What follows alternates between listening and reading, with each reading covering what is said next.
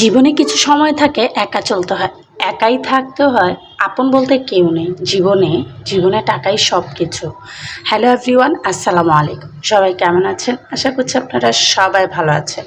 হ্যাঁ ভাই, জীবনে একাই চলতে হয়। আপনি পৃথিবীতে একা এসেছেন, পৃথিবী থেকে আপনাকে একাই যেতে হবে। মাঝখানে কিছু মানুষদের সাথে আপনার পরিচয় হবে, কিন্তু তারা শুধু আপনার সুসময়েই আপনার পাশে থাকবে। যখন আপনার পকেট ভর্তি টাকা থাকবে, যখন আপনি তাদেরকে পেট ভরিয়ে খাওয়াতে পারবেন, ঠিক তখন পর্যন্তই তারা আপনার পাশে থাকবে।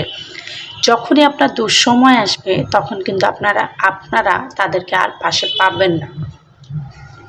যাই হোক, প্রচণ্ড পরিমাণ অসুস্থ বলাই যায়, কারণ আমার হাজব্যান্ডের শরীরটা ভালো না।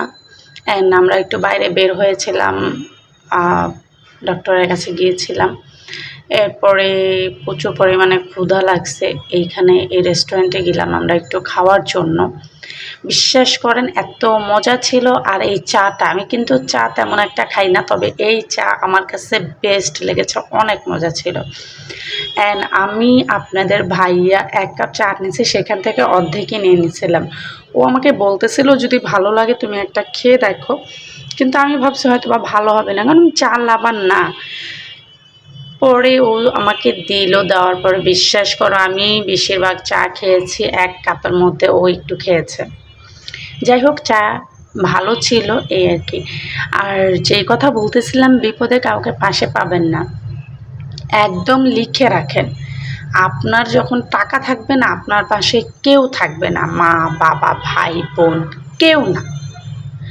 এমনও কিছু মানুষের সাথে হয়ে থাকে যে আপনি একজন হাজব্যান্ড, আপনি যখন বিপদে পড়বেন, আপনার নিজের ওয়াইফও আপনার পাশে থাকবে না।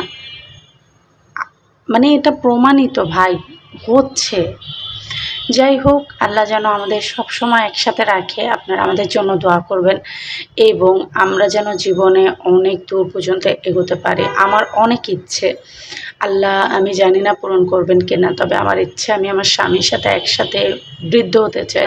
একদম বুড়ো বয়সে আমি তার সাথে একসাথে থাকতে চাই, এবং মৃত্যুর পরে আল্লাহ যদি আমাদের নসিবে রাখে, তাহলে আমাদের আবার দেখা হবে।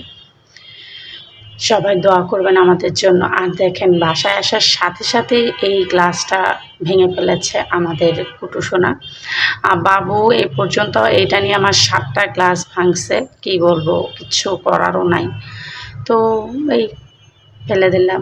বাসায় এসে পরের দিন আমি একটু পিঠা বানাচ্ছিলাম।